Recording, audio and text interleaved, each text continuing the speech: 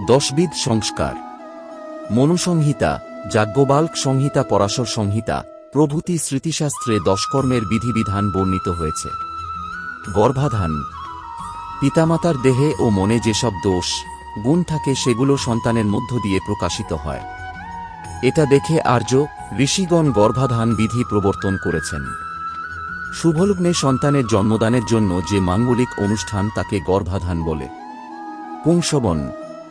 পুত্র সন্তানের কামনায় যে মাঙ্গলিক অনুষ্ঠান করা হয় তাকে পুংসবন বলে। সীমন্তোন্নয়ন। গর্ভাবস্থার অন্যতম সংস্কার সীমন্তোন্নয়ন। গর্ভধারণের পর চতুর্থ, ষষ্ঠ বা অষ্টম মাসে এই সংস্কার করা হয়। জাতকর্ম। সন্তান ভূমিষ্ঠ হওয়া মাত্র এ সংস্কার করতে হয়। এ সংস্কার কার্য হল পিতা প্রথমত পুত্রকে স্বর্ণ দিয়ে পুত্রের মুখে মধু ও ঘৃত দেন এবং তার সাথে মন্ত্রোচ্চারণ করেন। নামকরণ। সন্তান ভূমিষ্ঠ হবার দশম, একাদশ, দ্বাদশ বা শততম দিবসে নামকরণ করতে হয়। শৈশব সংস্কারের প্রথম সংস্কার সন্তানের নাম রাখার অনুষ্ঠানই নামকরণ সংস্কার। অন্নপ্রাশন। পুত্র সন্তান ভূমিষ্ঠ হলে জ্যৈষ্ঠ অষ্টম মাসে এবং কন্যা সন্তানের জন্ম থেকে পঞ্চম বা সপ্তম মাসে প্রথম ভোজন করার জন্য যে মাঙ্গলিক অনুষ্ঠান করা হয় তাকে অন্নপ্রাশন বলে। চূড়াকরণ। গর্ভাবস্থায় সন্তানের মস্তকে যে কেশ উৎপন্ন হয় তা মাঙ্গলিক অনুষ্ঠান সহ মুন্ডনের নাম চূড়াকরণ। উপনয়ন। উপনয়ন সংস্কারে বিদ্যা শিক্ষার জন্য শিক্ষার্থীকে প্রথম গুরুর কাছে নিয়ে যাওয়া হয়। উপনয়ন শব্দটির মানেই নিত্যে নিয়ে যাওয়া। প্রচলিত একটি অর্থে উপনয়ন বলতে বোঝায় যজ্ঞপৌত বা পৈতা ধারণ। সমাবর্তন। অধ্যয়ন শেষে গুরু কর্তৃক শিষ্যকে গৃহে ফেরার অনুমতি প্রদান উৎসবকে সমাবর্তন বলে। উপনয়ন শেষে গুরুগৃহে বাস করাই ছিল রীতি।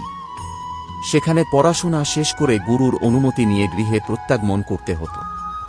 বর্তমানকালে সাধারণত গুরুগৃহে থেকে বিদ্যা শিক্ষার প্রচলন নেই। সে কারণে এ সংস্কারটি এখন পালিত হয় না। তবে বর্তমানে সমাবর্তন নামটি আছে।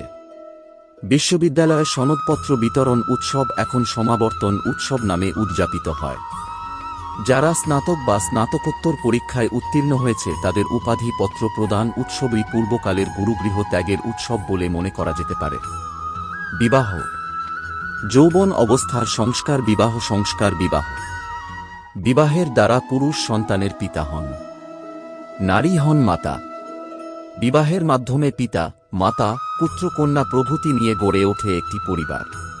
পরিবারে সকলে মিলেমিশে সুখ দুঃখ ভাগ ও ভোগ করে জীবনযাপন করে। বিবাহে যেমন কতকগুলো শাস্ত্রীয় বিধি বিধান পালিত হয় তেমনি পালিত হয় কতগুলো লৌকিক ও স্থানীয় স্ত্রী আচার। বিবাহ উচ্চারণ করা হয় যদেতৎ হৃদয়ং তব তদস্তু হৃদয়ং মম, যদিদং হৃদয়ং মম তদস্তু হৃদয়ং তব। অর্থাৎ তোমার হৃদয় আমার হোক, আমার হৃদয় তোমার হোক। এ মন্ত্রের মধ্য দিয়ে স্বামী ও স্ত্রীর মধ্যে গভীর ঐক্য গড়ে ওঠে। মনুসংহিতায় সেকালের অবস্থা অনুসারে ৮ রকমের বিবাহ পদ্ধতির বর্ণনা আছে, যথা ব্রাহ্ম, দৈব্য, আশ, প্রজাপাত্য, আসুর, গান্ধর্ব, রাক্ষস ও পৈশাচ।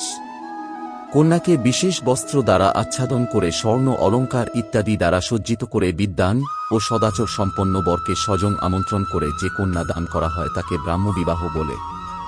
তোমরা উভয় সুখে গার্হস্থ্য ধর্মের আচরণ কর, এই আশীর্বাদ করে যথাবিধি অলঙ্কার ইত্যাদি দ্বারা অর্চনাপূর্বক বরকে যে কন্যা দান করা হয় তাকে প্রজাপত্য বিবাহ বলে।